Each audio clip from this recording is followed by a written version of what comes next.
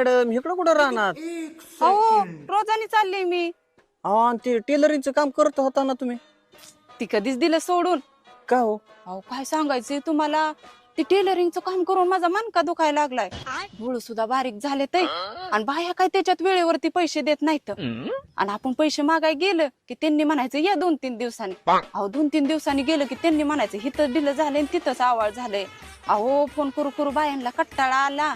अहो काय सांगायचंय तुम्हाला, काहींनी तर उधाऱ्या पण बुडवल्या.